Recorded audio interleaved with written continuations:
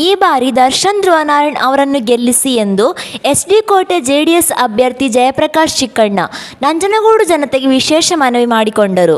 SD ಕೋಟೆ ಪಟ್ಟಣದ hand ಪೋಸ್ಟ್ನಲ್ಲಿ ನಮ್ಮ ತುಮಕೂರು ವಾಹಿನಿಯ ಜೊತೆ ಮಾತನಾಡಿದ ಅವರು, ಈ ಬಾರಿ ಚುನಾವಣೆಗೆ ಸ್ಪರ್ಧಿಸಿರುವ ಧ್ರುವನಾರಾಯಣ್ ಅವರಿಗೆ ರಾಜಕೀಯ ಭವಿಷ್ಯ ನೀಡಬೇಕು ಎನ್ನುವ ನಿಟ್ಟಿನಲ್ಲಿ ಜೆಡಿಎಸ್ ವರಿಷ್ಠರು ನಂಜನಗೂಡು ಕ್ಷೇತ್ರದಿಂದ ಜೆಡಿಎಸ್ ಅಭ್ಯರ್ಥಿಯನ್ನು ಕಣಕ್ಕಿಳಿಸಿಲ್ಲ. ತಂದೆ ತಾಯಿಯನ್ನು ಕಳೆದುಕೊಂಡು ತಬ್ಬಲಿಯಾಗಿರುವ ದರ್ಶನ್ ಧ್ರುವನಾರಾಯಣ್ ಅವರಿಗೆ ನೀವೇ ತಂದೆ ತಾಯಿ ಎಂದು ತಿಳಿದು ಅವರನ್ನು ಬೆಂಬಲಿಸಿ ನನ್ನ ಜೊತೆಗೆ ವಿಧಾನಸೌಧಕ್ಕೆ ಕಳುಹಿಸಿಕೊಡಿ ಎಂದು ಅವರು ಮತದಾರರಿಗೆ ಮನವಿ ಮಾಡಿಕೊಂಡರು. ವರದಿ ಮಲಾರ ಮಹದೇವಸ್ವಾಮಿ. ಯಾಕಂದ್ರೆ ಅವರು ಈಗಾಗಲೇ ತಂದೆ ತಾಯಿ ಇಬ್ಬರನ್ನು ಕಳ್ಕೊಂಡು ಅವರು ಧ್ರುವನಾರಾಯಣ್ ಸಾಹೇಬರು ಇಡೀ ನಮ್ಮ ಮೈಸೂರು ಮತ್ತು ಚಾಮರಾಜನಗರ ಲೋಕಸಭಾ ಎರಡೂ ಕ್ಷೇತ್ರದ ಕಣ್ಮಣಿಯಾಗಿ ಅವರೆಲ್ಲ ಅವಿನಾಭಾವ ಸಂಬಂಧ ಇಟ್ಕೊಂಡು ಇಡೀ ಸಮುದಾಯಗಳನ್ನ ಕೂಡ ಗೌರವಿಸ್ಕೊಂಡು ಎಲ್ಲ ಸಮುದಾಯಗಳನ್ನ ಒಡನಾಡ್ತಲಿದ್ರು.